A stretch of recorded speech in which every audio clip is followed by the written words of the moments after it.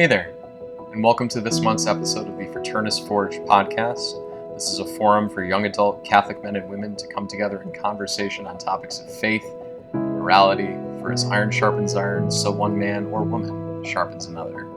Really excited that you're here with us. Our guest this month is Michael Lavigna. Michael works in the secondary education space here in Nashville, Tennessee, and in addition to being just a great friend and an all-around good human being, one of the things that really strikes me about Michael is his knowledge of American politics, the functional in and outs of how elections work and history of states, whether one has been a swing state or primarily liberal or conservative state over time, increased polarization, landscapes, all that stuff is part of this conversation. And I was really honored to have Mike on this episode to talk about those things. He shares a lot of really good and I think pretty unbiased information. Like, it's clear that we're both conservatives, but I think Mike paints a very fair picture of the political landscape that America's in today and what we can expect in the coming election. And if there's one call to arms, I'm just going to say this, like you'll hear it a couple of times in the episode, please just get out and vote, because voting, as you'll hear in the episode, ultimately shapes the landscape in which we live on a day-to-day basis and, God willing, get married and raise kids in. So please, if you take one thing from this video, please make the time to get out and vote, whether it's on a federal, state, or even local election. It's so important.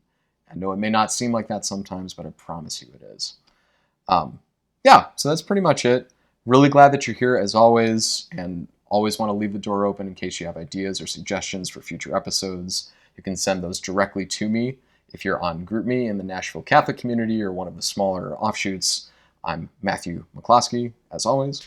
And you can also send those to our email address. That's fraternusforge@gmail.com. Name of the podcast @gmail.com. You know the drill by this point.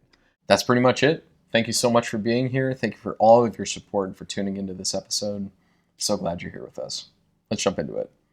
Around 2012, 2011, 2012, during the Mitt Romney election, I didn't have much understanding of how elections worked, and I just kind of would watch the news a little bit, and I just would assume I saw something if a president got over 300 electoral votes, that would count as a landslide, or I wouldn't understand how small the margins could be in these swing states and how quickly they could change. And then I didn't understand why sometimes states would vote for a president, but then that same state would vote for the opposite party for a Senate seat or a Congress seat. And so I just started doing my own research, and I also started realizing even what the news was reporting wasn't the whole story when you really examine these states. The Obama election in 2012 was a comfortable win, but Ohio and Florida really could have gone a different way. And then if that would have happened, it's a much closer election, and you're talking about maybe two more states could have changed it. So even in an election like that, which was a really comfortable win, it just shows you how quickly things can change. And I started going back through history and looking at past elections and finding all these things like the George Bush election. Everyone thinks about, Florida, and they should, because that's the tipping point state that won the election, and it was decided by a few hundred votes. But New Mexico went to Al Gore by less than 400 votes as well. No one talks about that. 400 votes? 400 votes. That's nothing. No one ever talks about that. And West Virginia, Al Gore was the favorite to win it, and he ended up losing it by a couple points. But at that point, West Virginia had been a safe Democrat state for several elections, and it was shocking. And if Al Gore wins West Virginia, Florida wouldn't have mattered. So I started finding all these hidden stories, and I was a history major in college, and so I'm used to restudying the same things but looking at it different angles. And so it's kind of become a passion, and just obviously I have my own individual political views, but I just like the science or the art of elections and campaigning and the different things that goes into winning and losing an election, trends. It's just really fascinating to me. And so a lot of times when I'm looking at these elections, I'm just looking at it kind of unbiasedly, like, wow, that strategy really worked there, regardless if it's somebody I disagree with or not. But like, I can really appreciate, hey, this worked over here. The other side better start doing that, or if these scenarios keep happening, they're not going to do well, right? So that's how I kind of got into it. And then, me personally, I've always been a pretty like patriotic guy, and I believe in helping my country and helping my neighbors as much as I can. And one of the ways I believe you can do that well is through voting. It's a good way to get policies that you believe in passed, but it's also a good way to impact the culture as a whole, and help kind of move the country in the direction you believe in and you want to see change. And and that's the importance of voting on an individual level. And I feel like putting that into words is really important, because I feel like when voting gets brought up on just in a regular context, it's normally like, oh, get out and vote because some dudes died back in the 40s. Like, better go vote. You know what I mean? And that's true. Yeah. But that's kind of the flippancy that it's treated with sometimes. When in actuality, it's like you said, if you want to see the country shaped in one way or another, or even your state or your city shaped in one way or another, one of the best things that you can do for that is to get out and vote, because that has a direct impact. You can talk all day about indirect sort of, I'm going to live my life this way, or encourage people to be more of this. But this is a direct numerical impact on who gets elected, and who gets elected influences what kind of policies get passed, and that can shape the course of a city or a state over time. Yeah. Does that sort of sum up what you're... Yeah, so, I kind of tell you what I'd really like to talk about and accomplish today, So I want to kind of just start with encouraging people to vote and why it's important. I like to talk about we live in a polarized political environment right now. And I don't know if people really understand the extent without really analyzing some of it. I want to talk about what happened in the last two elections. Things that, impact how a state votes. And then kind of look at this coming, 2024 map. Because, this time next year, we're going to be in full election cycle. And kind of what needs to happen for individual parties to win and what could impact the next election. So that's kind of what I wanted to focus on today. And I guess let's kind of start on why vote, like importance. And so obviously this is a Catholic channel. So, and I hear the Catholic community talk a lot, and a lot of people, just say, I don't want to follow politics because, it's depressing, which it can be sometimes. I've definitely fallen into that. There was a stretch where I just thought, maybe I just don't vote anymore. Yeah, there's a point where I thought about that, and we're definitely going to talk about that attitude. But, but yeah, so people get in that mindset of like, why even vote? They get into, I don't want to replace like God with voting, right, and make this such a big thing. And I agree, you should never obviously replace anything with God. And to be honest, you don't even need to follow it as much as me. I actually recommend you don't. I probably focus on this stuff a little too much, but again, it's a hobby and an interest, and I really like reading and researching. And then, a lot of people get into like, is this a sin? Is it not a sin to like go vote and, get kind of like defensive. And so I always like to just tell people, first of all, don't worry about if it's a sin or not a sin. I'm not one of those people that thinks we even should focus on that.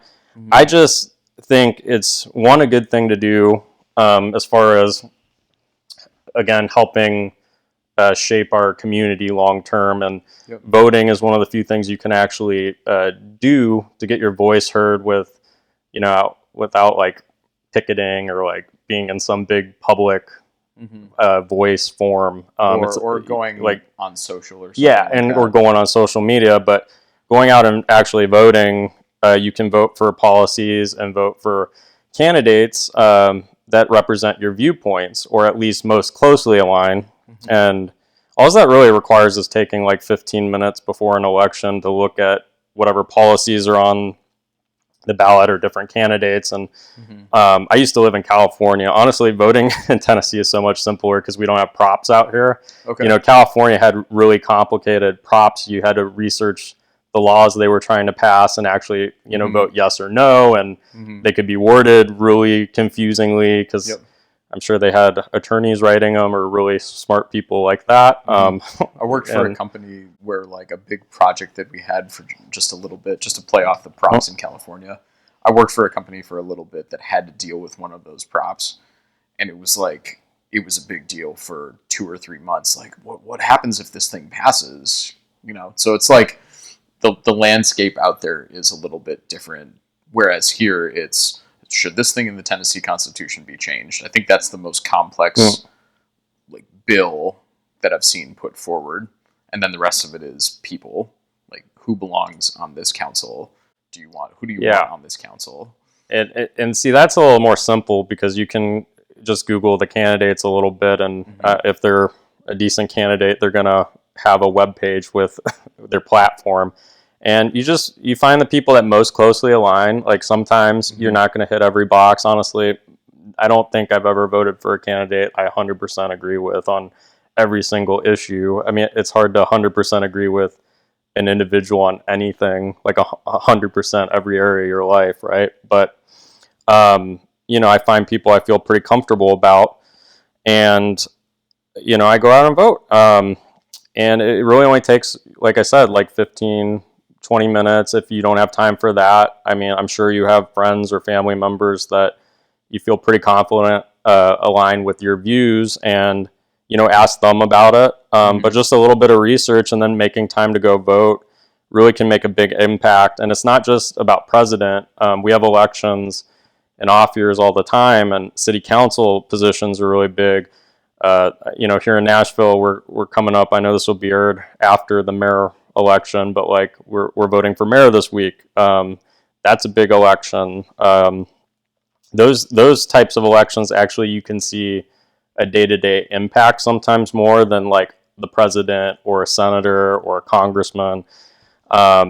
So getting out and making changes in your local communities can do all sorts of things. And the other thing is, even if you live in a state, you know, let's say like here in Tennessee, let's just say you were a Democrat, and, you know, Tennessee's a pretty conservative red state. Well, if the Democratic Party starts to see trends in Tennessee in certain areas that more voters are starting to warm up to them, they'll start investing money and trying to find candidates in advance to run and help the state. So like, even in the event that you're voting, and like the flip side could be true too, where let's say you're living in New York City, just as an example, as a conservative, right? You still want to get out and vote, because your vote, though it may not make a difference in that election because there's so many liberal votes in the bucket, it is a signal to the Conservative Party that, oh, we're starting to see an uptick here. Maybe it makes more sense to campaign a little harder here. Because if, let's say, in another example, you don't go out and vote, and a bunch of people like you think, well, it's a liberal city, why would I vote? A bunch of people think the same way, then your party's going to look at that city and be like, oh, wow, we really got smoked there. Or like, nobody turned out for us there. They think it's no point, right? They think there's no point. Yeah, and New York's a great example because going to the 2022 midterms, which was not a presidential year, you know, the Republicans won back the House. They actually flipped a ton of seats in the state of New York. And even though it's a, you know, overwhelmingly Democrat state, there was a bunch of swing districts for House seats that Republicans were able to flip. So, you know, just because you live in a state with, you know, kind of a, let's just be real, a non-realistic chance to vote at the presidential level for the opposite party, doesn't mean there's not competitive races that can impact the country, but also your state locally. So I think that's a really, really big deal. And you never know over time how, like, increasing a voter turnout in a state that's viewed as the opposite party can shape it over time. You know, in 2000, after George Bush had that narrow election victory in Florida, every news channel, every like credible, you know, news writer was talking about how long-term Florida was going to become a safe Democrat state because they were seeing a lot of Latino trends overwhelmingly support the Democrats. Well, the Republicans continued to invest and win close elections on the local levels, and then they also won a lot of Congress seats and Senate seats. But since 2000, they've actually made the state, it's not like a New York or California, you know, overwhelmingly Republican, but it's a state where Democrats do not win elections anymore. They're really struggling, and the state has governed pretty conservatively as a whole. And what a lot of people, the majority of people did not see was the Latino population now has shifted in that state, and they're voting more and more conservatively. And so Miami County, and one of the things we'll talk about on the show, usually cities and counties with a really large city almost always vote Democrat.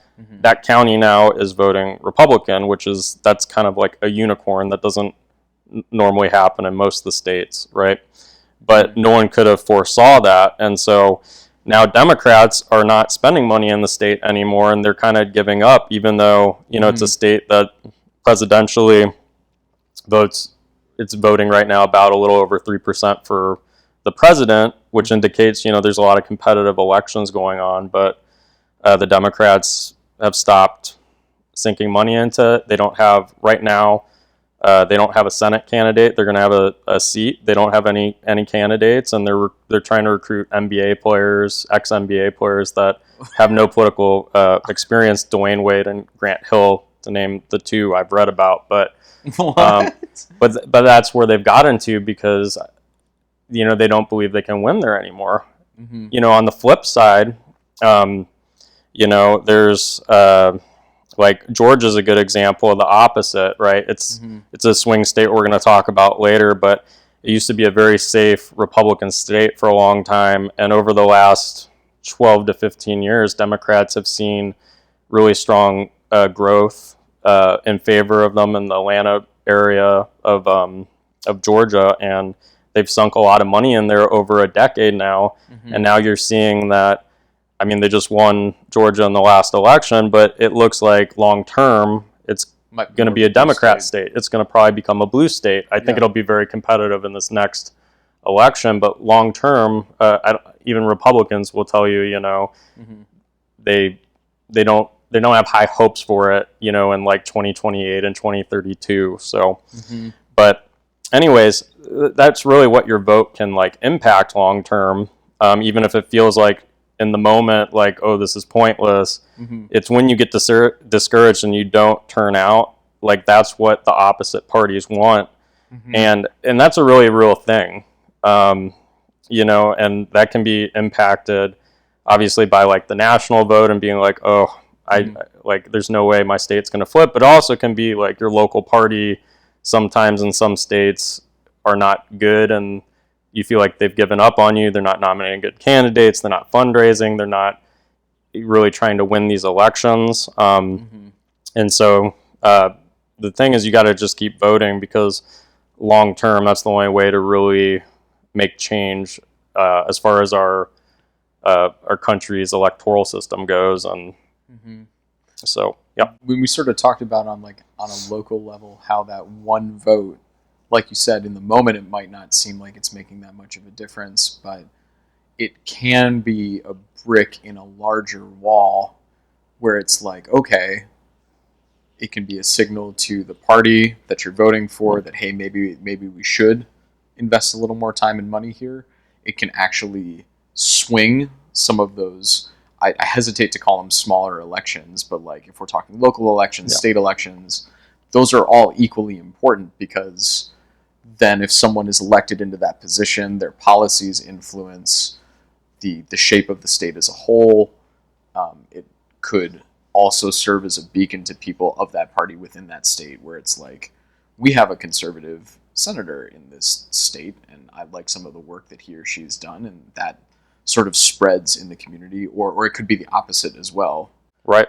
Yeah. And so the word that I really like that you used in the show notes is terraforming. Yeah, terraforming. Where it's sort of like, it's such a cool word. You're sort of gradually shifting the landscape of your state one little political pickaxe at a time, and that pickaxe that is in everyone's hand is a vote. Yeah. I mean, you don't know what it can do long term. And, California is a great example of like, it's a blue wall, right? Like Democrats know it's their rock.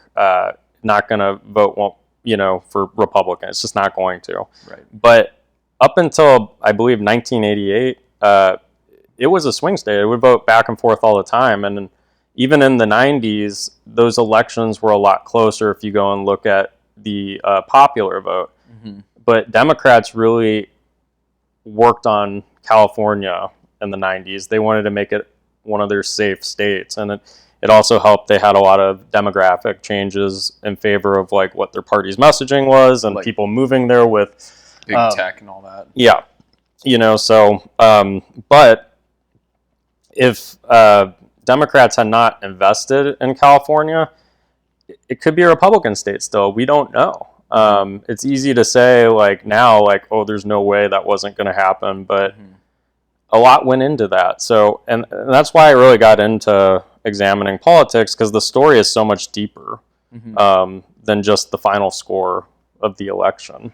Right. It's like, there's a lot more to something that I have done in the past is I'll cast my vote on election day and then like go to bed, just miss the whole back and forth of this state went for so-and-so, this state went for so-and-so, and just wake up the next morning and Google who won. Right.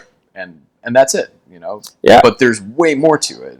So much more. And I think that was kind of segue into, so we're in this polarized political environment. And I was going to say, there's something really unique about where we are now. It really is. And if you go back through the history of elections, you can just see it in results. But we're at a time period where it's like an us versus them mentality with the two parties. And people are so sensitive. They don't, like, we can't even have conversations like we are right now of just stating like simple facts of like, oh, this state is, more Democrat now because the Democrats did this, or the Republicans did this, and now this state's more Republican, because they'll hear you say it and they're immediately like, you're saying something positive about the opposite party, even if it's true, and it's not even like, I want this to happen, or like, it's just, I mean, it's very obvious, like, this state voted this way, this state voted that way, right?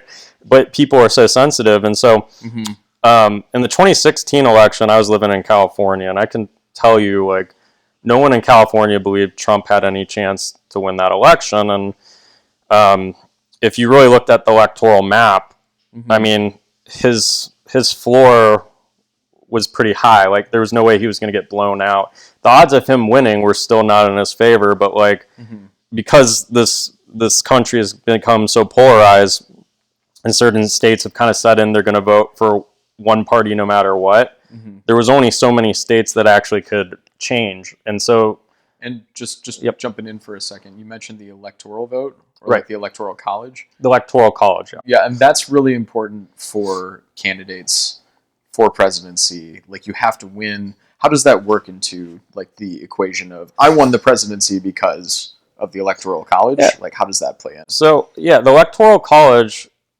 So a lot of people focus on the popular vote, and it's pretty well known, and most people know it, and most people should know it.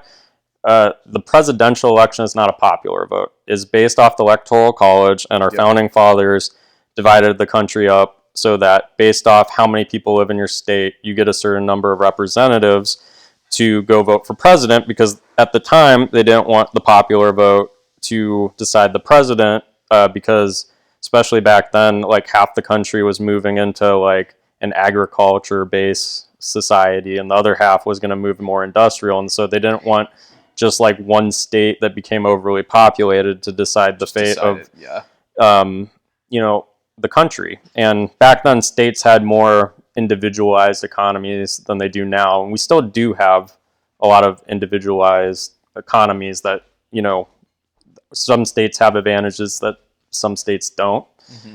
But it is much less. So a lot of people, it's hard for them because all the other elections are like for Senate and House seats and all the different things, they're based off the popular vote of your state or of your district.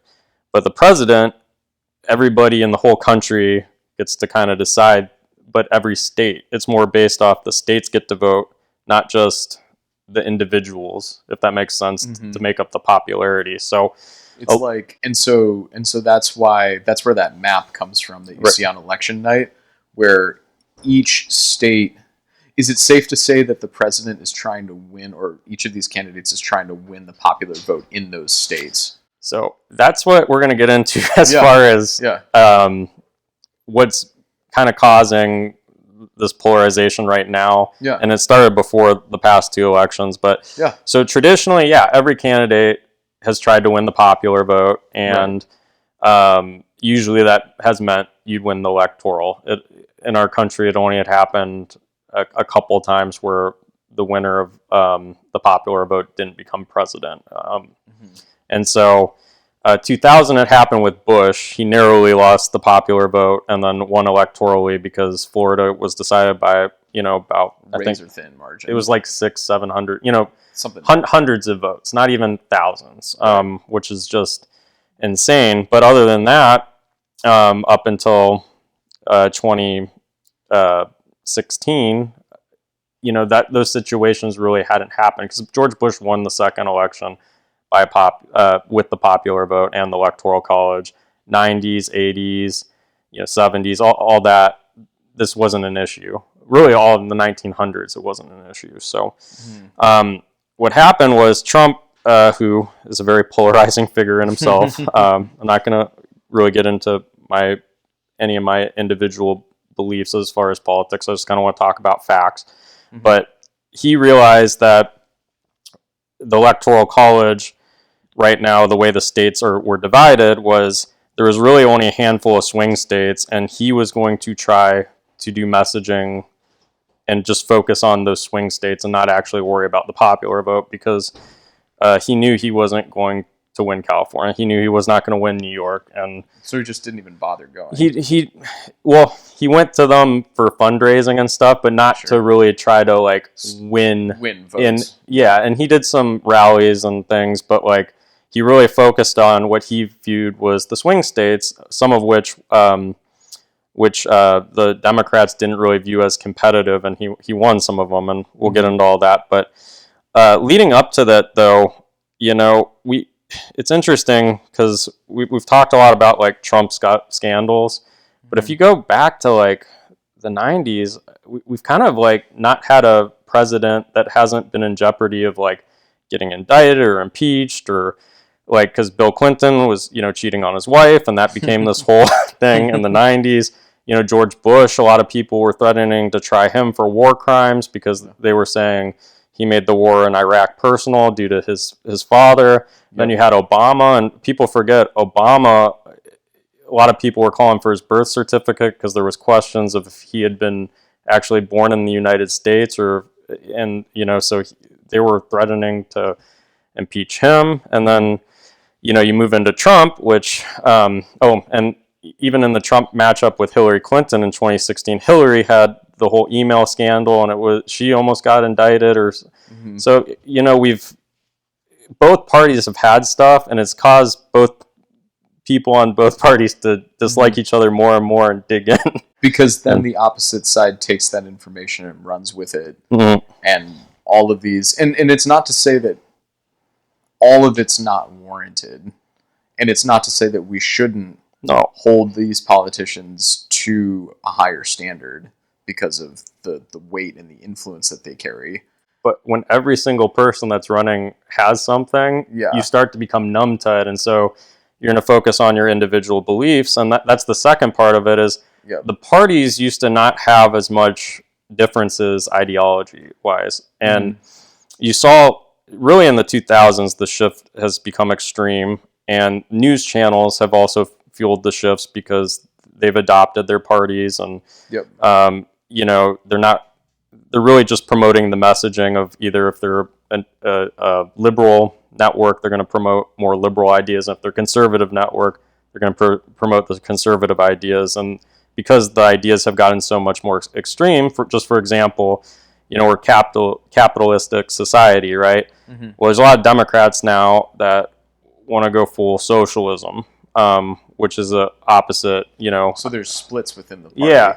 Whereas before, all Democrats were capitalists, or the majority of Democrats, and same with Republicans. And it was more about, well, what tax rate are we going to tax? And are we going to, give breaks to the middle class? Or they were coming up with different ideas within a capitalistic system. And now there's people actually talking about getting rid of the whole system. And then there's also conservatives who don't want any part of that. And granted, there's a lot of moderate Democrats too. But likewise, on the right, there's people that don't want to give any kind of aid to the public and cut all the government programs and Social Security and things like that. There's not everybody, but there are some people like that. And so the divide has never been bigger. And then there's also social issues, which there's so many social issues you can get into that. And the divide, just to sort of play off that for a second,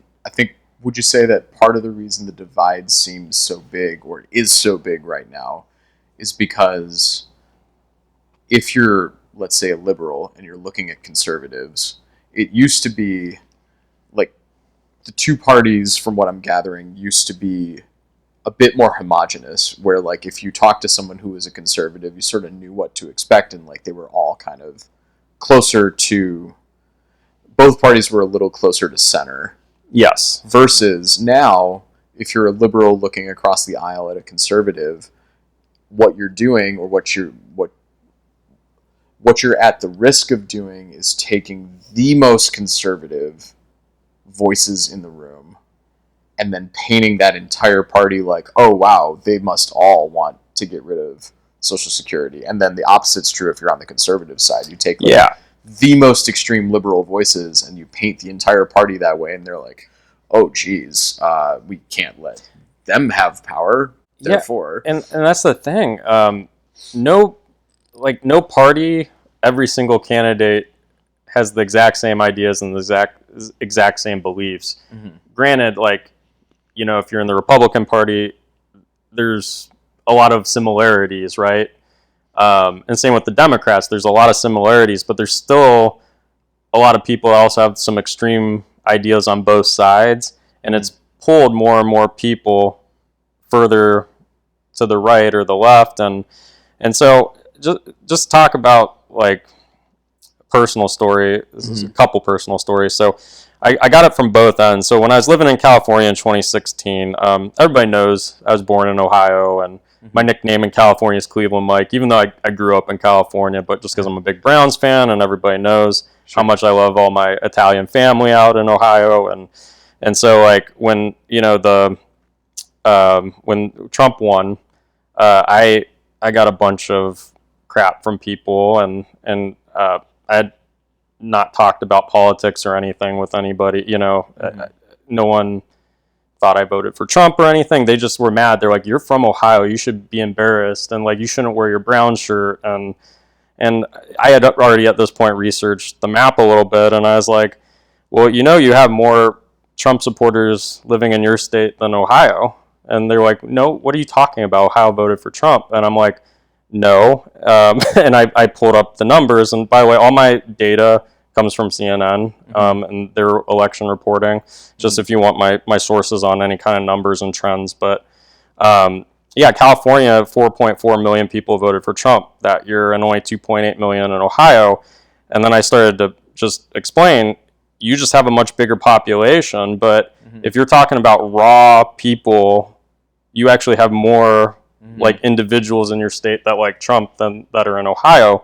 The difference is Ohio has a much bigger rural population, and the suburbs have seen some shifts, and in the cities, they only vote in about the 60% ranges, like 55 to 65% ranges for Democrats, which is bad bad for how they win elections, and we'll get into that later. But I explained, and this person was just like livid at me, like, how could you say that? But I was literally showing them the numbers. I was like, I'm not, I don't care what happened, like in terms of like feelings. I'm telling you, like, this is what actually happened, and why are you condemning a whole state, and telling me I can't wear my brown shirt anymore? And this is a symptom, by the way, of like this polarized landscape that we're in. Yeah, it's And then on the flip side, and I have a lot of conservative and liberal friends, and I have a lot of people in my life, right? Yeah.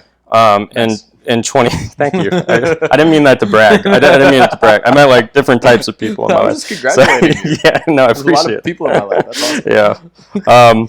But 2020, I felt something similar with my conservative friends, and they were flipping out because of early voting and all these different things that they felt really caused the election to slip, and they started getting upset, saying they weren't going to vote anymore. It's like, well, that's exactly what they want you to do, is stop voting, like if that's how you feel. But also, like, the Republicans, they didn't utilize your early voting. They didn't encourage their base to early vote, and we'll talk about a little bit later too, all the different ways you can early vote.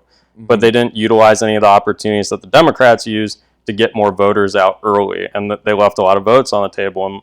And I was like, that's something that needs to change if they want to win elections. And I just got blasted. And I was like, I'm not telling you even what I want to happen or who I want to win. I'm telling you, like, they did not utilize early voting well. Like, that's just a fact. And that's something that they're allowed to do. Yeah, and you got to play by the rules. And that's actually what I also said in 2016 to some of the liberal friends of mine who were upset. It's not a popular vote. It's an electoral vote, and you knew the rules coming in. And just like 2024, it's going to be an electoral vote. Maybe someday the country will change. There's talks of that. But, like, you got to play by the rules that are in place. Same with early voting. Regardless if you're for it or not, if it's going to be utilized, you need to at least try to utilize all the tools. And in a razor-thin election, there's a lot of data that points that Republicans, Trump could have won again if he had done some things a little bit different, but they didn't. And in fairness, they weren't prepared because early voting got expanded due to the pandemic.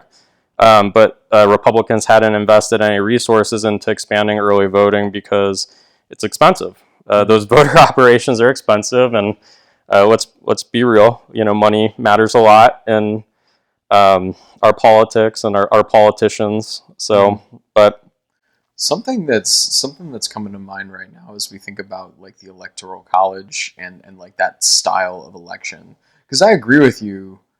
I've also experienced the polarization that you're describing when people interact with that system, interact with especially the most recent elections, thinking about 2020, 2016.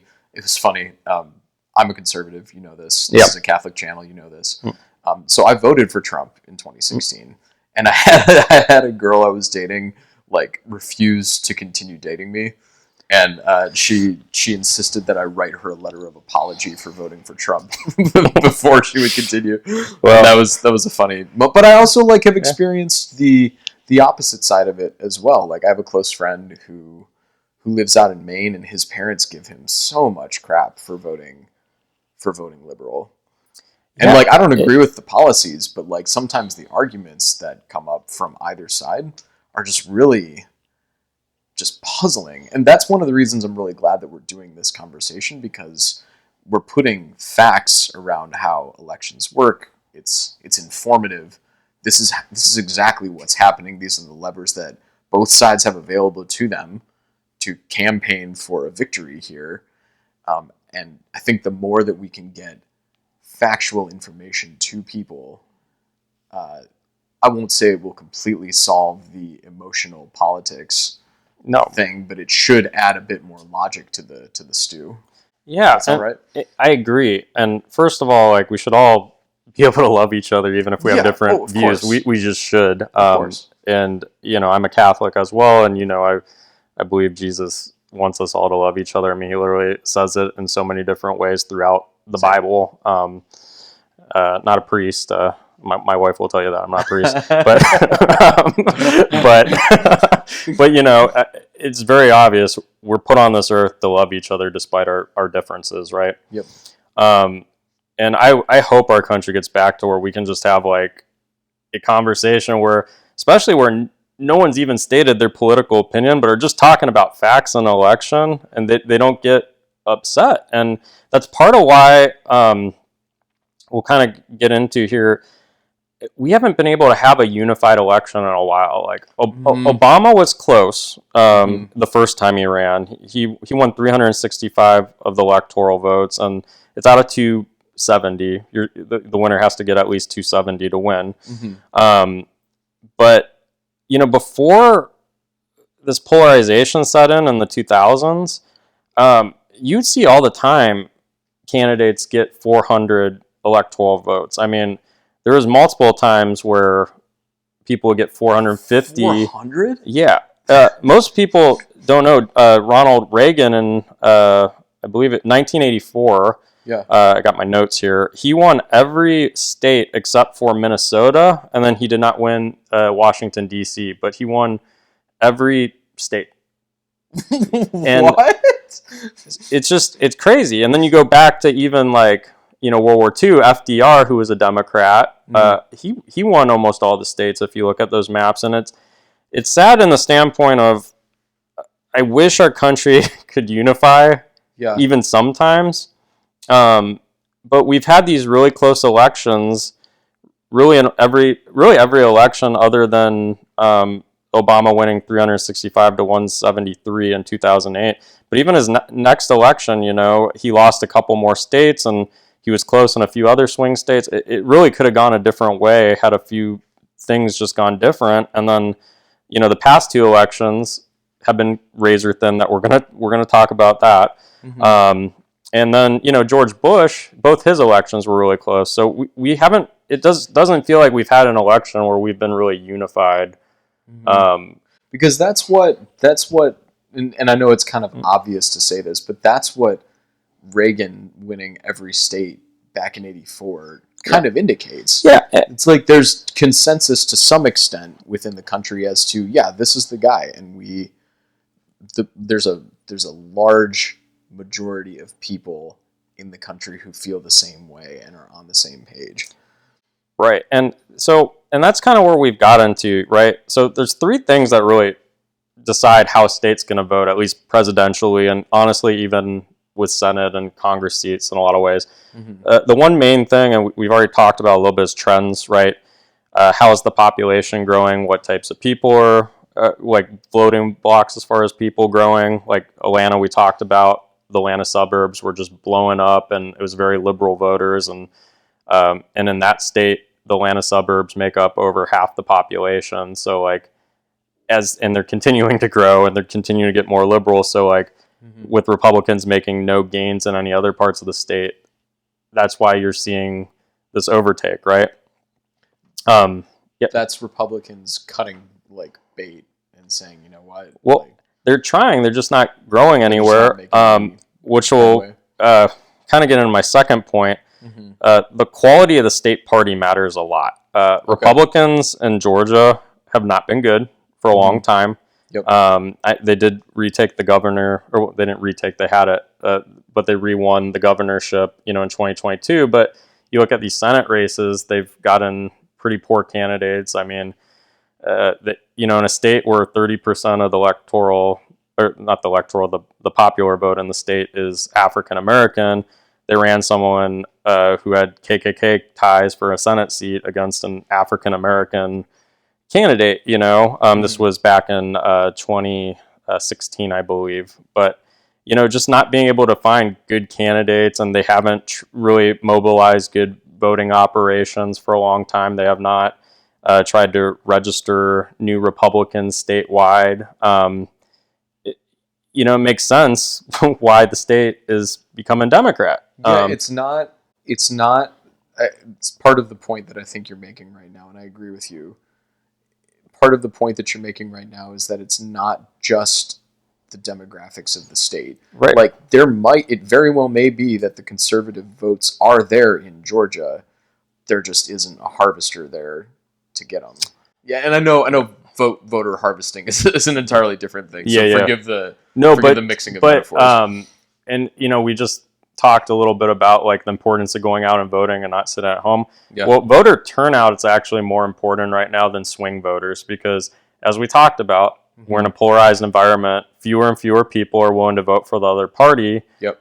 So really it becomes voter turnout. And the states where the party, that's trying to win the state can get out their base the most has the best chance to win a lot of the times. And it's on each party to mobilize their base and like really get people out there. Yeah. And this comes back to, like you said, this is why it's so important because we're in this polarized environment.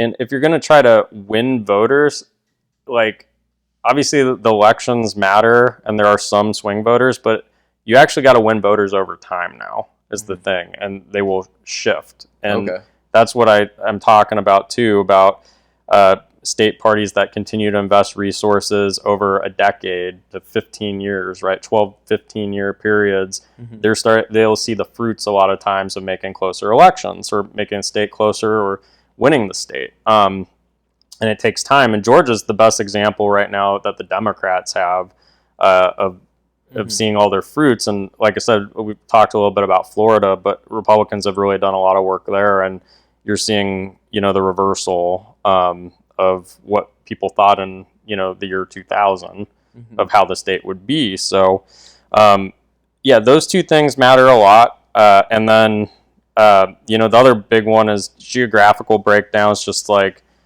how big are the cities compared to the rural areas. And then, the suburbs, those are where more of the swing voters can be, and not all suburbs are created equal. Some can be really liberal, some can be more conservative, but also just like what types of people are in your state voting?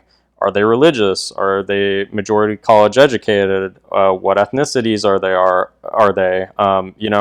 Things like that really can shape the strategy of trying to win a state for a party.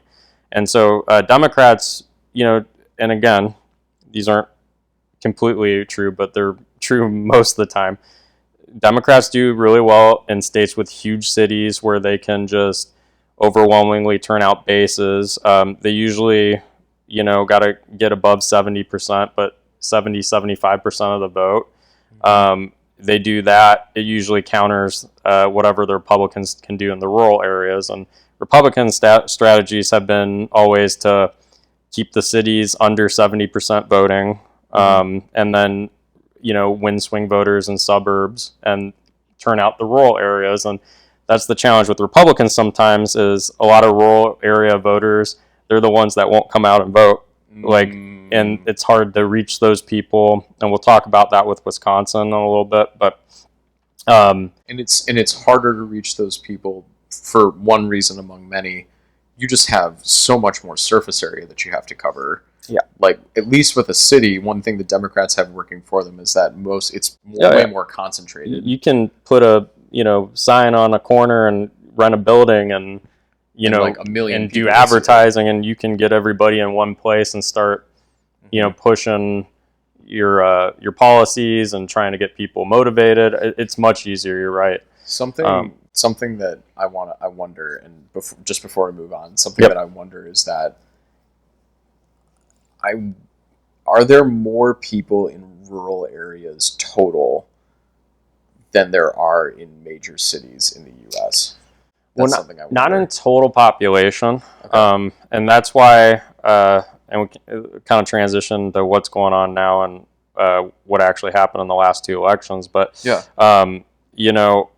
Republicans are not in a good position right now to win popular votes nationwide, which traditionally has meant they're not going to win elections, right, based off the 1900s. But the shift has happened where the cities are so overflowing, like on the coast, the California cities and the New Yorks and D.C. and Atlanta, not Atlanta so much, but like Philadelphia's and, all the East Coast cities and Chicago, cities like that. they're so overwhelmingly Democrat, and those states are so Democrat, and they can win the popular vote no problem, but the rural areas have balanced out, like the middle of America states and some of the Sun Belt states. And so the battleground states have been states like in the Midwest, primarily right now it's Wisconsin, Michigan, and Pennsylvania are the three big Midwest states that realistically can kind of flip. And I'll get into that a little bit more. And then in the Sun Belt, the big ones are, Georgia and Arizona, and Nevada is a big one.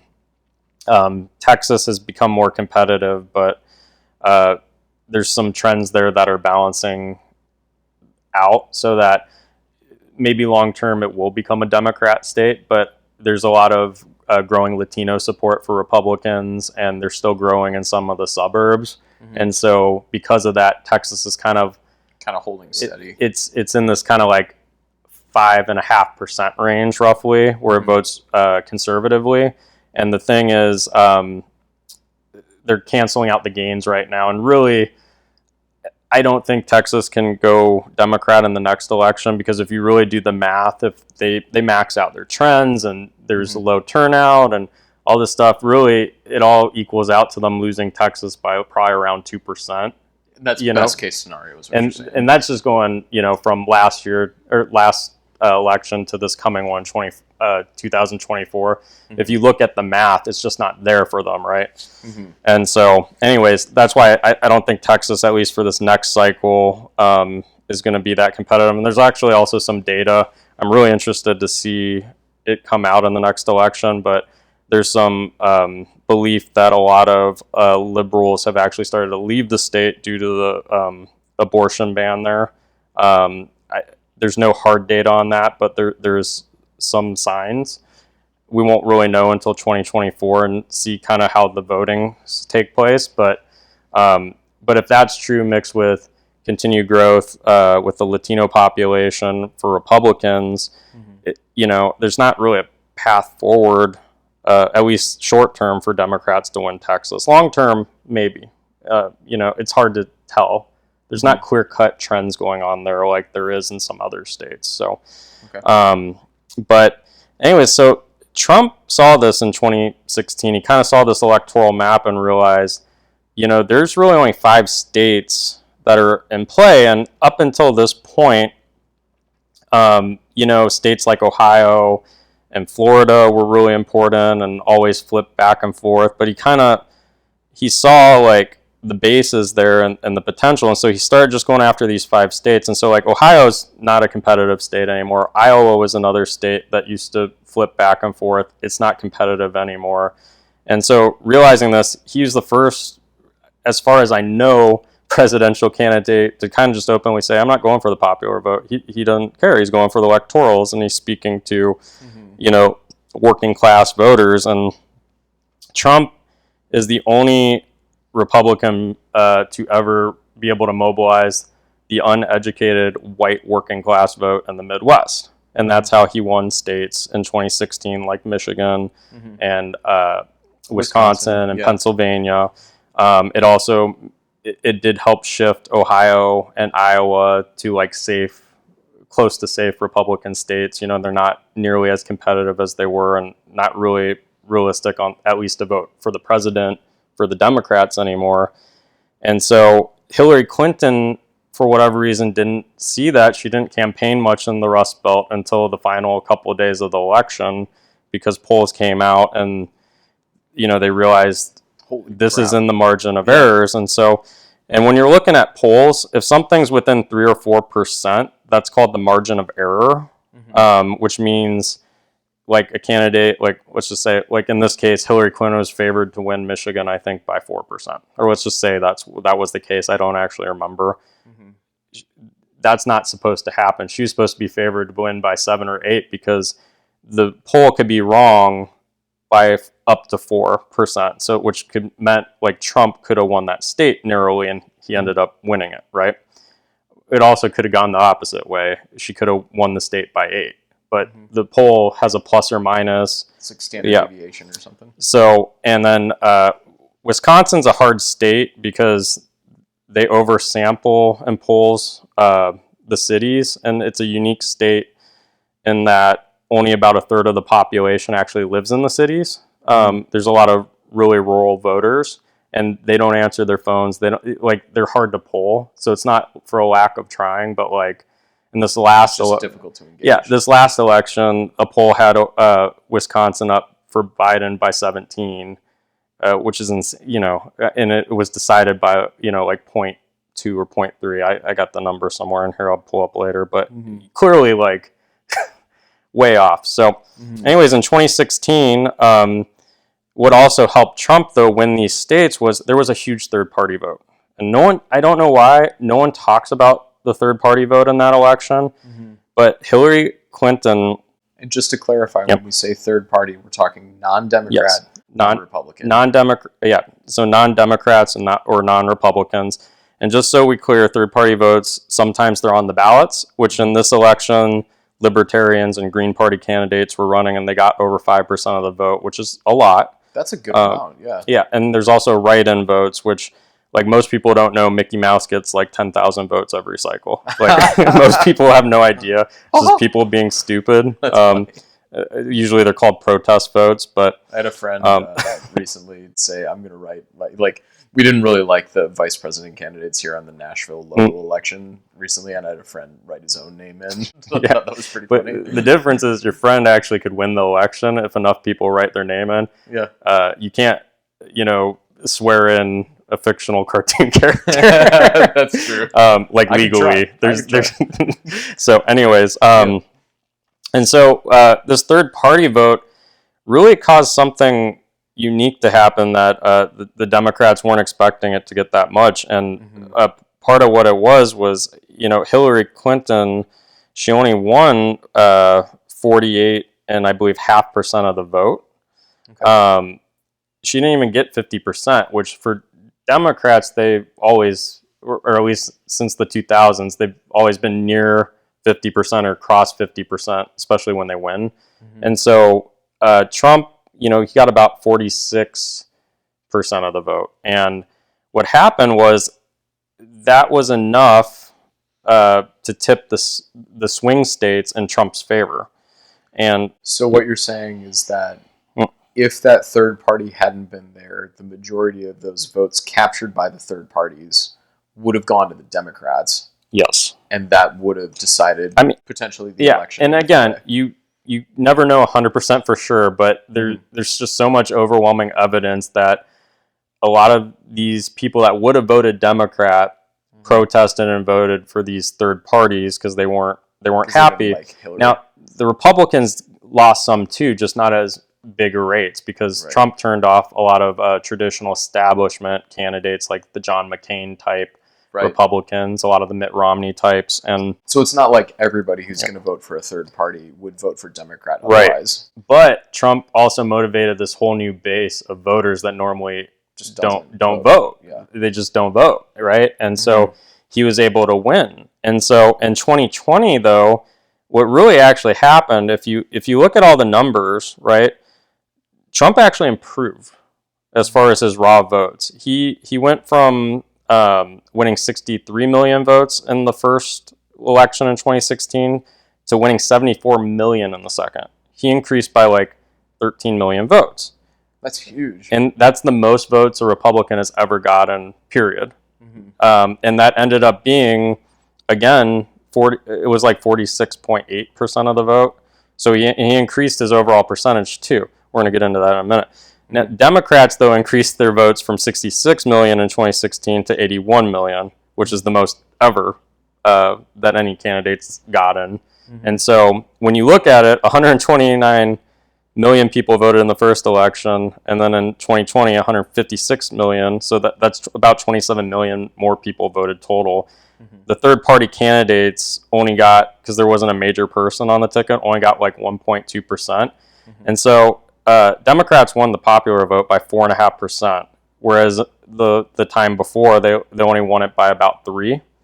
And so, but that was enough to tip the scale. And the interesting thing is, if you really look at it, Trump lost by 44,000 votes in 3 states, Wisconsin, Arizona, and Georgia. If he gets those 44,000 votes, proportionally, of course, he wins the election again, even with Joe Biden having won the popular vote by 4.5%. That kind of shows you this electoral system right now, right? And Pennsylvania, which is another big competitive state, was only decided by 1.2%. But again, there was no third-party vote, right? You go back to 2016, the opposite pretty much happened. Trump won really by 78,000 votes in Wisconsin, Michigan, Pennsylvania, and in Arizona and Georgia. And so, but here's the other interesting thing. So when you're looking... Can I jump in for just a second? Hop in. Yeah. One of the things, I know we keep coming back to this electoral college sort of thing. I am grateful for it, not just because I'm a conservative and like it was one of the big things that helped Trump win, but it does prevent votes from getting washed out. Like it prevents states that lean pretty heavily in one direction from just like big states that lean pretty heavily in one direction from just wiping out the voices of everybody else. So like you mentioned earlier that I think California got 4.4 million Republican votes, and I'm guessing maybe 100. I don't like how many million votes like for a liberal candidate did California get? Give me one sec, Matt, and I'll put that up. But and like the reason that I'm making this point is that without the Electoral College, it might be like, let's just say it's 40. Let's just say it's 40 million. It actually was only 11 million. 11, okay. See, that just goes to show. But there's actually, that makes sense because there's about 40-something million people living in California, and a lot of them are not voting age. And also a lot of them just aren't going to turn out and vote, period. Just that's any state. But like the Electoral College prevents those 11 million votes from, like, it wins, it sort of caps the amount that a certain metro area can win for its party. Right. Versus like without the Electoral College, those 11 million votes suddenly wipe out all of the work that the Republicans did in Arizona or wherever else. So, and like the opposite can be true. Like I'm sure Texas votes. If Texas becomes a Democrat state, then electorally speaking, the Republicans are going to have a really hard time ever winning an election again unless things change. So the electoral system can change over time as well, right? But so here's another really interesting thing about these two elections that no one's talking about. I haven't heard one news person ever talk about this. In 2016, 11 of the states, the winner of the state didn't even get 50% of the state vote because that's how much third party was in there. And if you look at a lot of the states, like Arizona, for example, Trump's percentage of the vote didn't go down in either election. He was at 49. I'm going to just double check my math here in case. But he won 49% of the vote in 2016. And then in 2020, he won 49% of the vote exactly. So his vote percentage didn't go down. But it's interesting because what happened was in 2016, 11 states, the winner was less than by 50%. And then in 2020, it was only 4 states.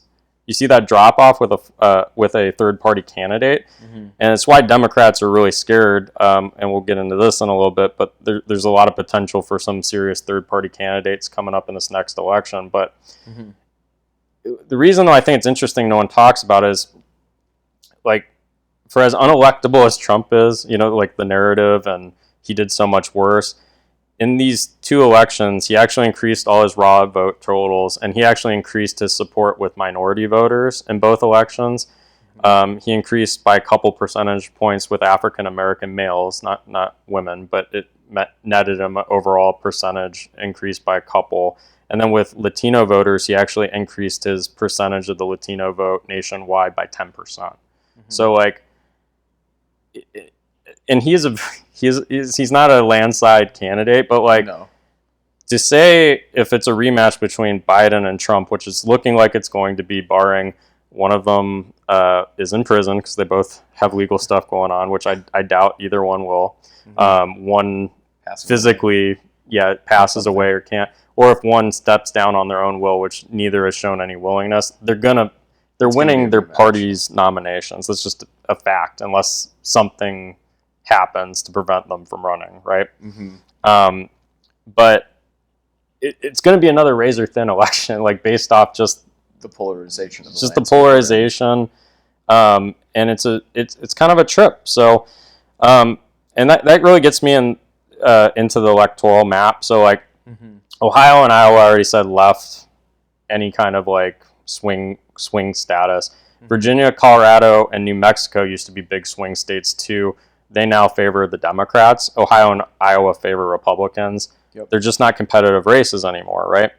And so when you start getting into it, right, what are the states that actually matter? And when you say swing states, like these are the battlegrounds, because we're pretty sure, like if you ignore the states that we're going to talk about, we pretty much have a good idea of where everyone else is going to vote, right? And like there's some really obvious ones, like we're expecting California is going to vote Democrat. We're expecting Trump, if he's the candidate, is going to win Tennessee, just as an example. And so what really constitutes a safe state is if it votes for a candidate by over 10%, right, in the last election. So if you look at this past election and all the states that voted under like 10% in favor of somebody, this is what you get. So I broke it up into 3 categories. You have your not really swing states,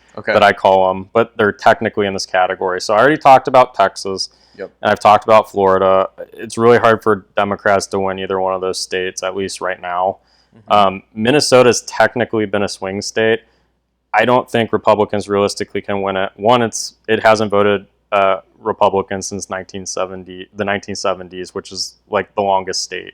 That would have been like Nixon or Ford. Yeah, I think it was Nixon the first time, if I remember. But tricky dick. But Trump had his best showing in 2016 there that any Republican has had with a major third-party vote, and he still came up like 3 percentage points shy. The math's just not there for a Republican to win Minnesota. Like it can get close, but realistically, it's just like, how little are you losing by, you know? And then New Hampshire is technically another one, but it's similar to Minnesota, not to the same degree. There's just not a lot of paths, demographically speaking, for Republicans to win there. The one interesting thing I will say about it is they don't tend to vote for incumbent presidents as much. Like they always dips a little bit. Yeah, and they're an extremely anti-war state, and so anytime a president has bad foreign policies, like abroad, or there's a big war, there's usually a dip. But if you look at the margins, it would take something pretty crazy for Trump in New Hampshire. Or any Republican. And just so you know, let's say like Trump and Biden are not the nominees. It's still this probably is true with any candidates, unless some new type of candidate we've never seen before takes the election by storm. It would take like an Obama type to come out of nowhere. Because for whether you liked him or you didn't, Obama was so charismatic when he ran, and he had this great campaign that really inspired people. And there's just not anyone really right now that seems like it that can do that right now. And plus the environment's gotten even more politicized, polarized. So anyways, you take those states out of it, right? Then you got the kind of swing states, which I have 2 in there, North Carolina and Michigan. So North Carolina voted for the Democrats. It voted for President Obama one time. But it took the Democrats winning the popular vote by 7.2% to barely win it by like a couple, that's like 0.0. Yeah. And so, and if you look at the trends, Republicans have grown in a lot of areas. Democrats have too. But I really think Biden did a great job this last election trying to win it. and he still lost it by 1.2%. It would take something pretty crazy for that to flip. And on the flip side, I have Michigan for the Democrats. The Democrats, I mean, they've done a great job state party-wise, of just getting people out to vote.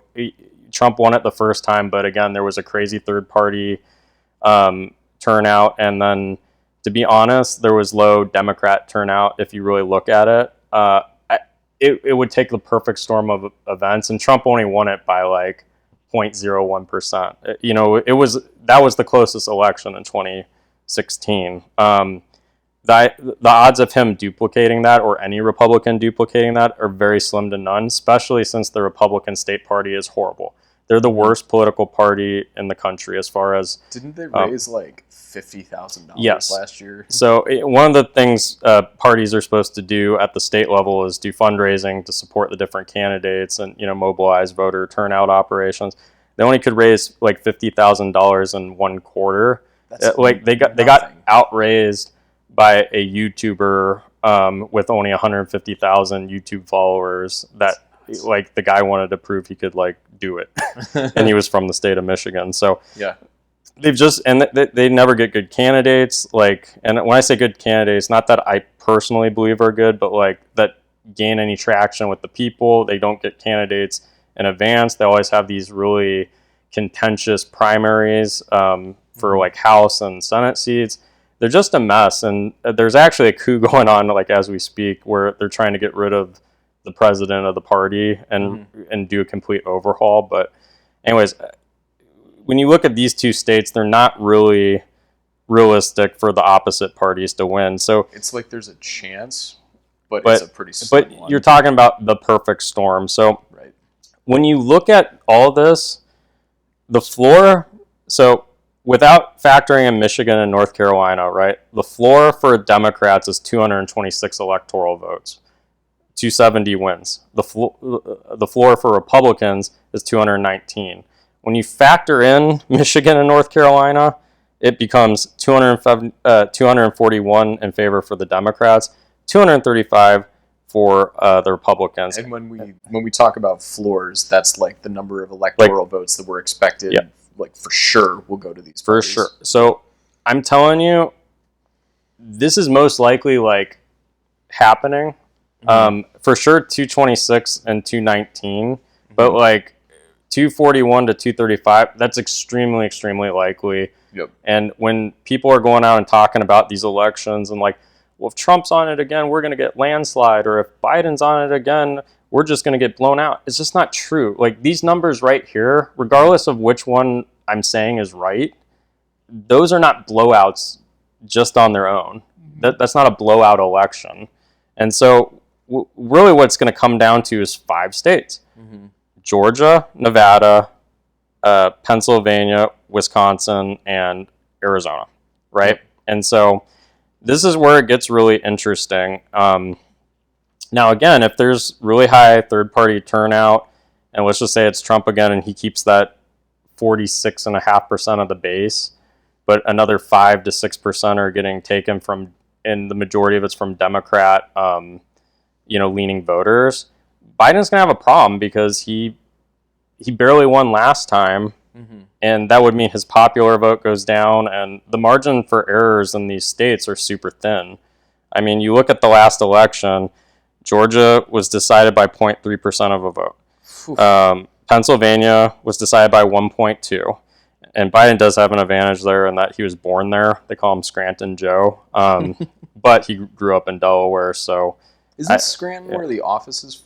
Yeah, it is where the office is from.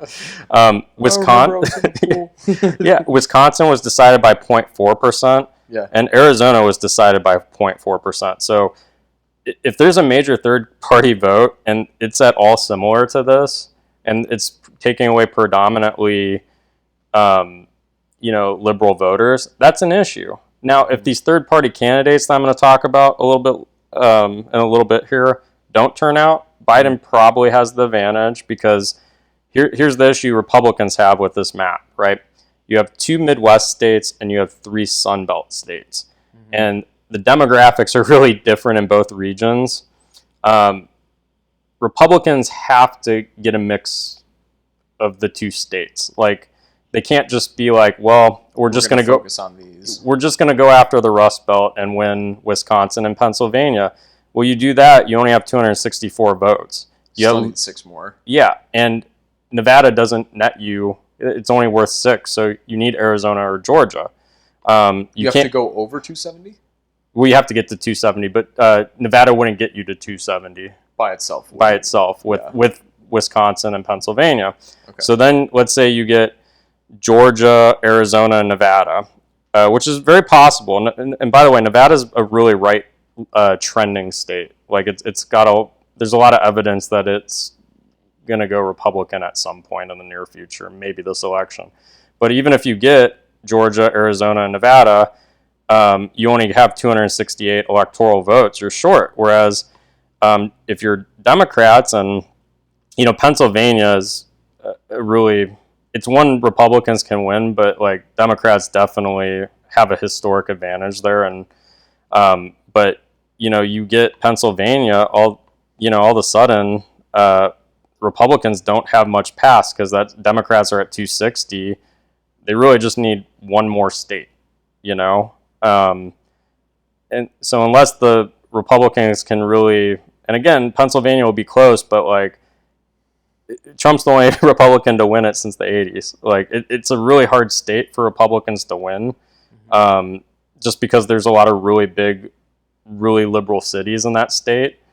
But there's also a lot of rural voters that kind of fit that Trump white working class coming out. But it's razor thin, and it could come down in a straight up election with no third party.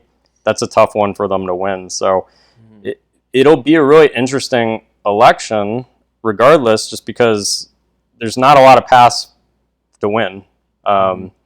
Democrats definitely have an advantage in a sense. When you say paths to win, because we know both parties, regardless of who runs, are going to be campaigning really hard in the 5 states that you listed. Nevada, Arizona, Georgia, Wisconsin, Pennsylvania. Right. We know that they're going to be campaigning in those 5 states pretty hard. And when you say path to victory, it's not like there isn't really a clear sort of, hey, we know if we focus on these 2 and like really push hard here, that's enough to get us the W.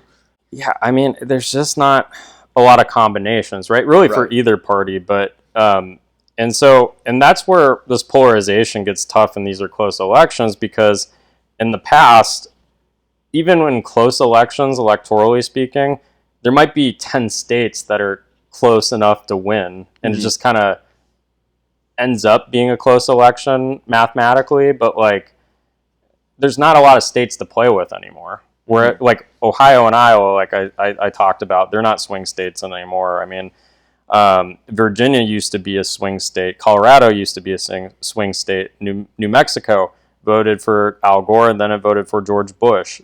Like there's just not a lot of swing states anymore, and it really comes down to no margin for error. I would say the Democrats in these situations, like they have a little bit more room for error just because there are a few electoral votes ahead. But anything could happen, with these five states. The other interesting thing, like I said, is, 2 of them are in the Midwest, much different voter than a voter in Georgia and Arizona and Nevada. Right? They have the very different economies, just different cultures, different things. So, I mean, you can't really run one campaign to try to, just win one region. At least not the Republicans cannot. So that's where it's going to get really interesting. But there are still some things that could shape the election. Separate from third party, voting. So economy is always a big deal. Yep. And there are still some swing voters out there. That's the thing. There's still swing voters out there. I feel like we're hunting Bigfoot. Yeah, but there are. But if people don't feel good about the short-term economy, if we do go into a recession, things like that. But also the long-term economy. if interest rates, like let's say things stay the same, but like interest rates on houses stay high like they are now, and maybe they go up a little bit, that can cause people not to feel good about the economy long term. That's something. You're sort of getting at something interesting here. Yeah. I think the incumbent in particular, especially like whatever ills the country is facing, those sort of weigh on the incumbent, and if those are particularly bad, then I feel like that sort of influences the vote in that way, where it's like people are like, well, the guy we have now isn't working, so it really could mobilize the opposite base. Is that what you're saying? Yeah, and that's a great point, because just going back, this kind of crosses the economy plus natural like disaster, but COVID-19, Trump was in office when that happened, and no matter what he did, he was going to be blamed, right? If he had closed the country down, which it did get shut down for a while, people were still going to die too in that scenario. He's going to get blamed for all that. If he had just left the country open and let's say our economy had still flourished, people were going to die. Like he was going to get all the blame for these hard decisions no matter what. And a liberal would have gotten blamed in those circumstances right. as well. And that disaster was not a good time to be an incumbent. It was not a good time to be president. But now Joe Biden had to deal with it because his first year in office, a lot of people died under his watch, and a lot of people were upset about that. And now, the economy is still recovering. It's not what it was pre-COVID, right? Because we had a really good economy pre-COVID. Now he's the one having to answer for those, whereas Trump in the first election, he was the one getting blamed because it was on his watch, right? Mm-hmm. So that is a really interesting thing. But the economy is going to be a big deal, and we'll see. Republicans sometimes win over a lot of swing voters by talking about middle-class tax cuts, and that's something I think they're talking about again. But Democrats, and Joe Biden still has also an advantage that he has over a year to get like policy in place that is appealing to liberal voters, whether it be programs or different things, his agenda. So now, if you want to see these programs continue, make sure you vote for me. Otherwise, the next guy is just going to just wipe exactly. Foreign policy is a really big one still. We have this war in Ukraine going on. Mm-hmm. Who knows if that gets worse or better? And who knows in a year where the public's on, because like some Democrats are talking about we want to like send troops. Mm-hmm. And some Republicans too, to be honest. But Democrats are talking about sending troops? Some people are talking we need to send everything, even potentially troops. Biden, I don't think, is there. But that's really interesting. But some Republicans have too. Whereas other people, though, are talking about we just need to have a hands off, like stop sending resources. So there's a lot of mixed views, and it'll be interesting to see where that war continues, because it doesn't seem like it's going to end anytime soon. But yeah, go for it, Matt. Something really interesting too, just sort of playing into that as well. How does the relationship with Russia and China, does that have any influence on the election as well? Well, it can. Yeah. I mean, both candidates will be asked about foreign policy and about China and Russia. And there's a lot of questions right now going on. What if they buddy up and because I had heard that might be a thing. Yeah, and that's why some people are talking about trying to figure out how to end the war in Ukraine and please Putin so it doesn't push them closer to China. And there's all this stuff. Wouldn't policing the war in Ukraine like push him closer to China? Because like suddenly, not well. To be honest, those are questions above my head. I'm not the foreign policy. But that's the thing. There's a lot of different rabbit holes you can jump down, right, with foreign policy, and those questions are going to be a big deal for candidates to answer. Healthcare is always a big deal. Honestly, I think that was Trump's weakest issue. Just in the fact he never once during his presidency created a healthcare plan, and he, like a stance on it. He said he was going to all through his campaigning to get elected in 2016. Is the one thing he never even really touched. Is universal healthcare is that feasible? Like, do you think that's going to happen in the U.S. eventually? I don't know. I mean, you get the right candidate who wants it. Trump, I don't believe is in favor. I honestly don't know. He's never put together a healthcare plan. Mm-hmm. Biden I mean, supported Obamacare, which is sort of a form of that. But as far as like a system like Canada or something, yeah, it could happen if the right president got in place. Like but the you also timing's right. you'd also need the same Congress and Senate. You know, you would need universal support to get something like that passed, most likely. But Gotcha. but other big things are, you know, education. You know, school choice is a really big thing right now that Yep. Republicans have just started running on, which is they want to create programs to give you know, families money so that they can pay for kids to go to private schools and pick any school of their choice, kind of like stipends. Here in Nashville, we have something called an educational savings account that the governor helped pass and implement. And so, you know, if you're, I don't know the exact thresholds, you have to look it up, but let's say like your family makes $55,000 a year, you'll get, for like one kid, you'll get $5,000 a year to spend on a private school. You know, something like that. I don't have the exact numbers, but those are big conversations. You know, LGBTQ, transgender, that's a big thing right now. Obviously, abortion's been a very hot topic over the last year, especially with the Supreme Court. Yep. You know, and then the biggest one, I think, that normally it's kind of like just a small thing that can tip an election if it's really close, but I think could have bigger impacts than normal, is the vice presidents, because if it's Trump versus Biden, they're both very old. I mean, Democrats will even say they have concerns that Biden can survive a second term.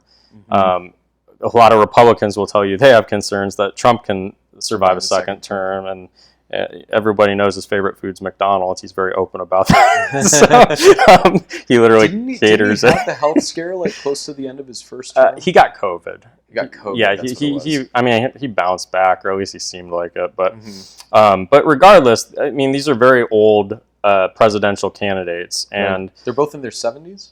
Biden is in his 80s, or will be in his 80s here shortly, and then Trump is going to be, I think, 76 if he re-wins the election. So, you know, you're talking can collect full Social Security for both candidates. And I know a lot of people in general, both Democrat and Republican, I think a lot of people, this is one of the few things we can agree upon. A lot of people want a younger candidate, like on both sides. But so anyways, I think the vice presidents are going to be big because Kamala Harris actually has a really unfavorable rating, even within the Democratic Party, and hers is lower than Biden, who has a very unfavorable rating, like in polls and things.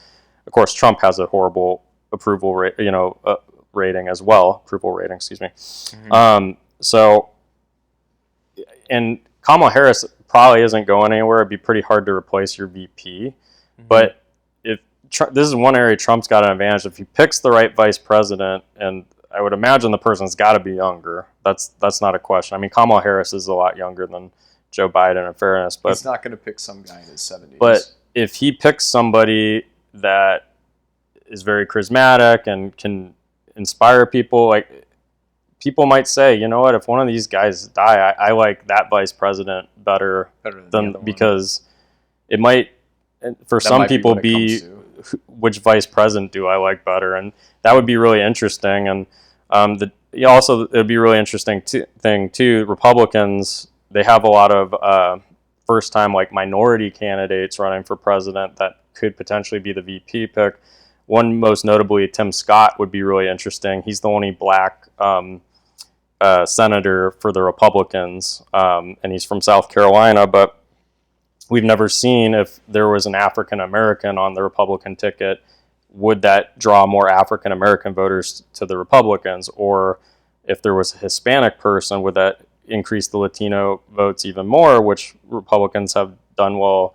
Also, there's a lot of really strong women now. So it'd be interesting to see who Trump picks, because there's these candidates that maybe people don't think Republicans traditionally would nominate, for a president or vice president. And we did have Sarah Palin run with John McCain back in 2008, but, very different times. So it'd be just interesting to see how would some diversity, I guess, on the Republican ticket, how would that impact the votes? Yeah. I don't know. Voter mobilization. We've never seen that, so it'll be interesting. But Trump has also said he wants someone cut from his own cloth this time. But he changes his mind a lot, so you never know. But who knows who he's going to pick? But that's a really interesting question mark that could really shape this election. So there's a lot of different factors that we just went into there. Yep. And I wish we could have like some sort of infographic that shows what the percentage, like which of those issues was the deciding factor. Obviously, like people make up their mind for who they're going to vote in a lot of different ways, right. But I'd be curious to know that if you had to make up your mind on who you were voting for and only could know one thing about the candidate, which of these would you choose to know? That would be a really, really interesting pie to see. Obviously, it would. I don't know if it's realistic to get all that. I wish. Yeah. But because that would be an indication of like which of these. And I mean, it's not to say that one is more important than another. Like it could. Like it's not to say. Actually, it's not to say that none of these are unimportant. Like these are all really important things. Yeah, and the last thing I'll kind of leave on, because I talked about a lot of my points, but the one other thing that's really going to impact this election is early voting and how Republicans adapt, because everyone talks about like the 2022 midterms were a disaster for Republicans because they underperformed nationwide. Yep. But they did really well in 4 states, 2 of which aren't really shocking, are Florida and Texas. But the other 2 are California and New York. And in all those states, they overperformed, and based off what everybody said their expectations was. But they utilized early voting. And big things that they did was they encouraged people to go to the voting stations and vote early. But they also did voter harvesting, where they went to like old people's homes, which they would identify like these are conservatives that can't get out to vote. And help them fill out absentee ballots or help them get to the stations to vote. There's a lot of votes left on the table for Republicans that they can get through early voting that they haven't in years past. That'll be a really interesting thing to see. And I know early voting for a lot of hardcore Republicans is a sensitive topic, and there's a lot of things that go into. We could do a whole episode on the pros and cons of early voting and different challenges, but if it's going to be utilized, though, that's an opportunity for Republicans potentially. It's also an opportunity for them to fail if they just do what they did in 2020. And early voting, just for the record, is like, hey, the election happens on this day, but you can get to the polls early and cast your vote, and that gives people more days on which they can vote in case like something happens. Or I'm working the day of the election, I can't break away. I also love early voting for local elections. I use it all the time because the lines are way shorter. I took my wife to go vote last Friday, I believe, and it took us 10 minutes. I mean, there was no line. You just walk in, receptionist like, oh, here to vote, points. You go and talk to the person. They give you the card. They give you the instructions how to vote. Boom. In and out. And that's how it was too. Actually, in 2020 for us, we did the exact same thing. So, I'm a big believer too. Like, if your state utilizes early voting. What are the arguments against early voting? So why wouldn't you do that? So here's some arguments against early voting. One, some states have expanded it. So it's like 4 weeks before an election, and like especially for presidential, it'll take place before even some of the debates happen. And like you want to at least have like all the facts and information out there for people to vote. I do think there's issues with voting too early potentially. So interesting. Well, if you're actually like still deciding, and so. I think it is important to hear debates too. I'm a big believer on that. I know not everybody's going to have enough time to actually sit through an hour debate, but I think debates are really good to listen to. But the second thing is it's really less about just early voting, but absentee voting. Because with early voting, you show up, you show them your ID, right? They verify you're a U.S. citizen, and you vote. A lot of people argue with absentee voting, there's a lot of fake votes being cast, and there is evidence like dead people have voted, and things like that. And so I will say this: it's been well documented. Fraudulent voting has happened in this country going back to the 1800s. I forget which election, but like Missouri and Kansas, they were fighting over something, and people were crossing state lines and pretending to be each other to vote. Yeah. And it definitely happens every election. I mean, I would be shocked if you went and looked through any election, like if you were God, you had the powers of God and could like see all that. It's just like, come on. Come on, it's happened. Let's just be real on both sides. By the way, broken human beings. Yeah. But I do agree. There's some things with absentee voting. Like it is harder to enforce. Like this is a real person.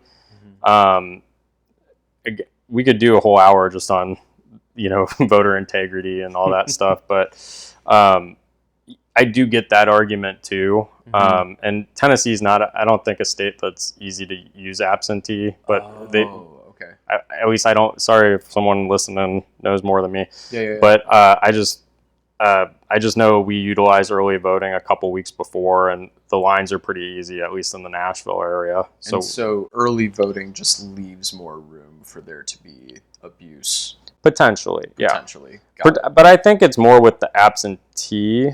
I think with early voting in person, especially if you show an ID, there's a little less. Sure. But I actually think early voting and like in person, I don't see why Republicans wouldn't encourage their voters to come out a little bit early, because again, what if someone gets sick on the day of the election?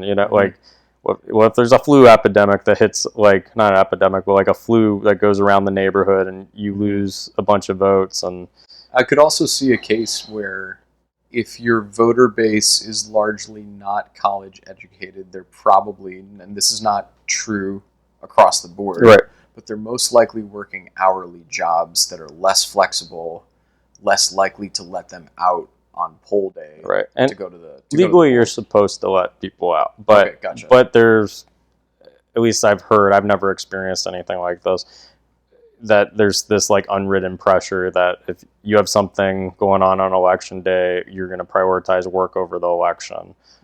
Even though we're supposed to, like, nationwide, this is the priority on, right. the second Tuesday, is it second or first Tuesday in November? One of those Tuesdays in November. Everyone's supposed to like be accommodating to vote. Go get out there. Clearly it's kind of an important thing. Right. Yeah. So, but it'll be interesting to see that, for me, that's one of the things I'm most interested in watching, to see if Republicans utilize early voting better and turnout operations. It's sort of on the state level, right? Because states will just say, hey, like Nashville, for example, is going to offer opportunities to vote early, I'm assuming. So like the opportunities are there. It's just a question of whether or not the Republicans in this case nudge people to use early voting. Is that right? Yeah, okay. Exactly right. And I'm also really curious to see how the third parties turn out. There's some... Do we have any confirmed candidates yet? Well, no one's officially, but Cornel West is most likely going to run, he's a academic, African-American academic. He was a professor, really well-known, written a lot of books, very popular. He's talking about running on the Green Party. And then Joe Manchin, who, for those who don't know, he's a Democrat in West Virginia. He's not going to get reelected after being the senator there for a long time, like 30 years. He's kind of from those days where West Virginia was still a Democrat state. And he's talking about running third party on the no labels.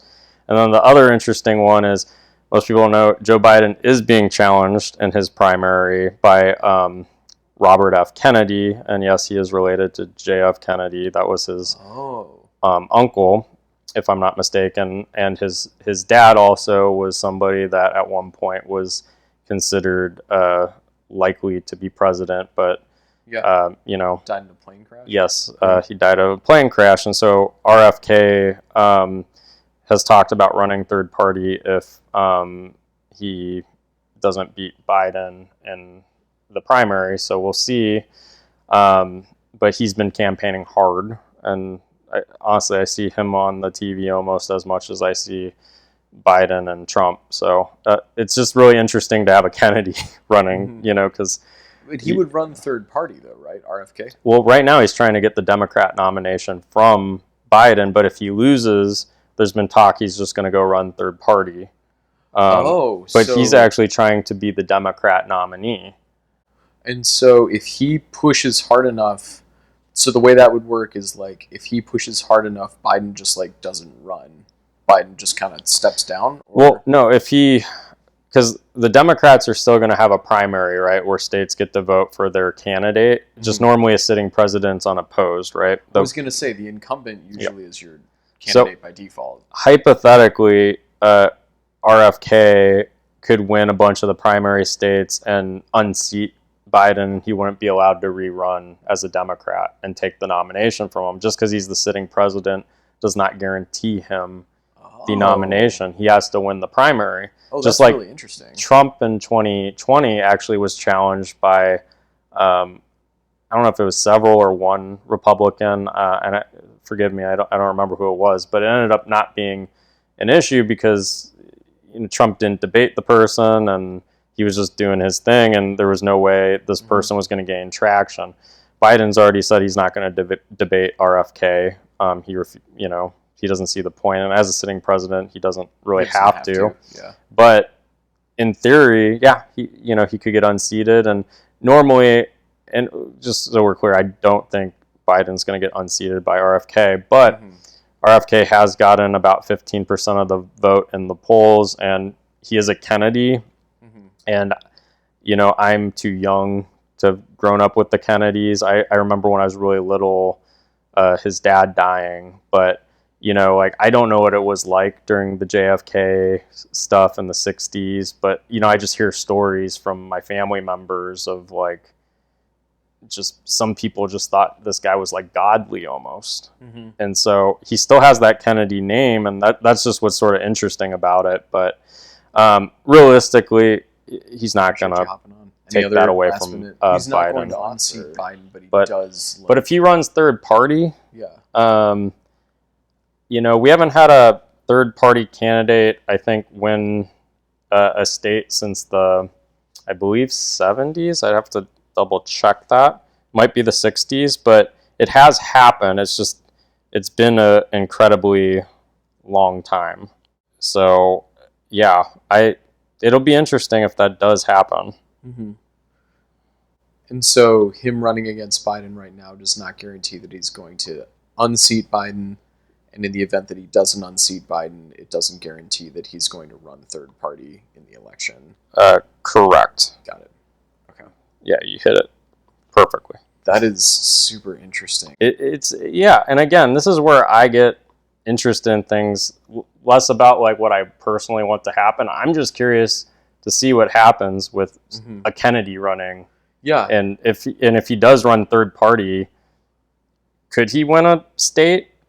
I don't know. I don't think so, but well, in the fact and I know we sort of talked about both presidents having some health issues, or I guess just being more advanced in years. And I know the health of both presidents is a factor in the election.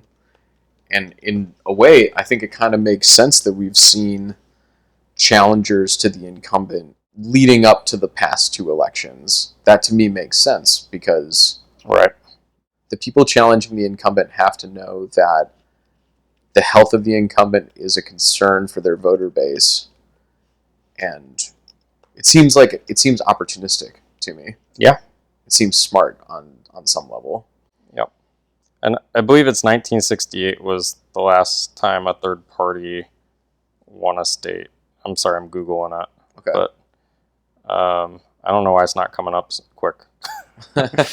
So, I feel like we've covered a lot of really good ground. Like, we talked a little bit about what the real swing states are in this election, how it's going to be, what is it? It's Georgia, Nevada, Pennsylvania, Wisconsin, and Arizona. Those are the big battle states. You know, there's a few other states like North Carolina, Michigan, that maybe could be in play, but, you know, realistically, probably not. And then maybe, you know, some people argue like a Texas. Like I said, I'm pretty skeptical on that just right now. I think in, you know, 2028 maybe, depending on how this election goes. And I'm really curious to see what happens with Texas. But yeah, I mean, that's, you know, the most likely map right now. The base for Democrats is 241 electoral votes, and Republicans' base is going to be 235, and then 270 wins with 5 states.